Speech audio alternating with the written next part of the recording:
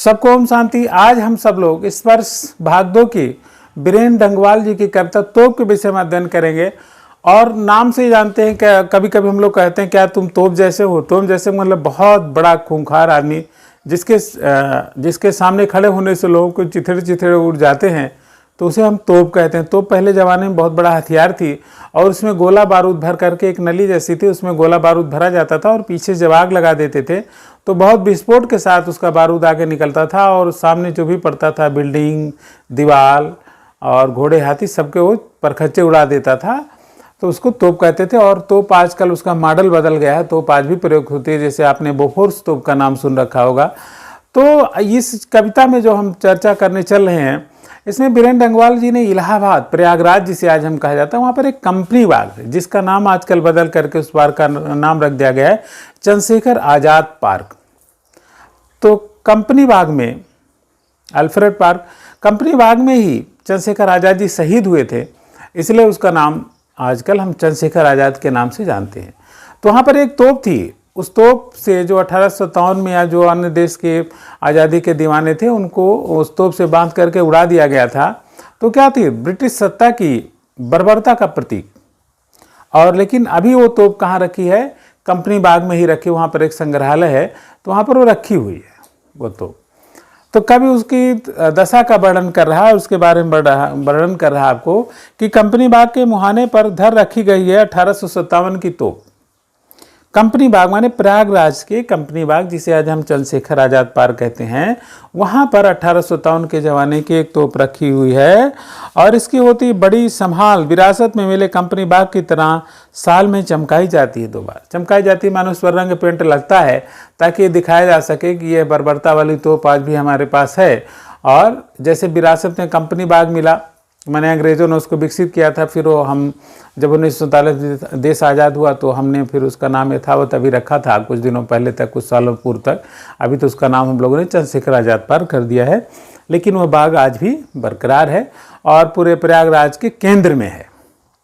तो भी एक विरासत में मिली हुई चीज़ है जिसको आज हम लोग संभाल के रखे हुए हैं। और सुबह शाम कंपनी बाग में आते बहुत से सैलानी उन्हें बताती है तोप कि मैं बड़ी जबर उड़ा दिए थे मैंने अच्छे अच्छे सुरमाओं के धज्जे अपने ज़माने में। जबर माने मजबूत, शक्तिशाली, पावरफुल, तो उसको कहते हैं जबर। सूरमा माने होता ग्रेट वॉरियर्स, बहुत बड़े जो योद्धा होते हैं, लड़ने वाले वीर होते हैं, उनको हम सूरमा कहते हैं। धज्जे माने पार्ट कर देना, डिवाइडेड बाय मेनी पार्ट्स, उसको धज्जे कहते हैं। माने हुआ क्या कि जब तोप से बांध करके बहुत सारे लोगों को उड़ा दिया जाता था तो उनके टुकड़े टुकड़े चारों तरफ बिखर जाते थे। ऐसा बर्बरता कृत्य तोप के साथ, तोप से लोग करते थे। अंग्रेज़ों के ज़माने में लोगों को डराने के लिए, जो देश के आज़ादी के दीवाने थे, उनको मारने की लोग करते थे ताकि लोग दोबारा आज़ादी का नाम न लें। तो ऐसा किया है अंग्रेज़ों ने। तो उसका वर्णन कभी अपने इस कविता में कर रहा है, उसको हम सबको याद दिला रहा है कि ऐसे ऐसे इस तोप के द्वारा हुआ है। माने इस तोप से बात करके बड़े बड़े वीरों को उड़ा दिया गया और उनके टुकड़े टुकड़े हो गए। फिर क्या हुआ भाई? अब तो बहरहाल छोटे लड़कों की घुड़सवारी से अगर यह फारिग हो जाए, फारिग हो माने उससे हट जाए या उससे इसका काम खत्म हो, उसको कहते हैं फारिग होना। तो छोटे बच्चे, जब छोटे छोटे बच्चे आते हैं तो उस पर चढ़ करके, जैसे वो घोड़े पर हम बैठते हैं, उसी तरह से वो, चूँकि काफ़ी चौड़ी तोप होती है, लंबी होती है, तो उस पर बच्चे अपना घुड़सवारी करते हैं, माने उस पर बच्चे चढ़ करके आनंद लेते हैं, ऐसा कवि कह रहा है। और क्या कह रहा है कवि? तो उसके ऊपर बैठकर चिड़ियाँ ही अक्सर करती हैं गपशप, माने गौरैया, जिसको स्पैरो कहते हैं। तो गौरैया, बहुत सारी गौरैया भी उसमें बैठ जाती हैं और अपना आवाज़ करती रहती हैं। कभी कभी शैतानी में इसकर भीतर भी घुस जाती हैं, खासकर गौरैया। तो गौरैया क्या होता है, उसको मुँह में भी घुस जाती हैं। तो ऐसा आजकल उस तोप का कभी वर्णन करा, ऐसा उसका हाल हो गया। वो बताती हैं कि दरअसल कितनी भी बड़ी तोप हो जाना है एक दिन उसका मुँह बंद। तो एक दिन माने कोई कितना भी अत्याचारी हो, कितना भी शक्तिशाली हो, लेकिन एक न एक दिन उसका मुंह समाज के आगे बंद ही हो जाएगा। वह अपना अत्याचार से हार जाएगा। जैसे अंग्रेज़ लोग बहुत ही शक्तिशाली थे किसी ज़माने में, उन्होंने देश पर बहुत अत्याचार किए, लेकिन उन्हें भी देश से भागना पड़ा।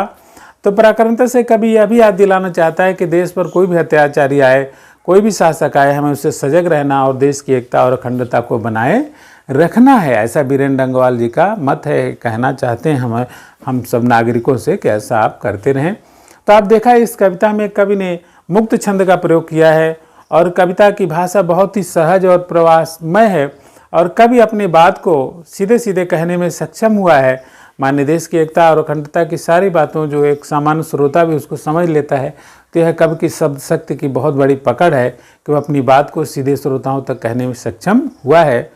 तो आप सब इसको पढ़ें और अगर कहीं भी कोई समस्या आती है तो कमेंट करें, और जिन लोगों ने किया है कृपया वो सारे विद्यार्थीगण और सामान्य श्रोता वर्ग इसको सब्सक्राइब करें और दोस्तों को शेयर करें सबको।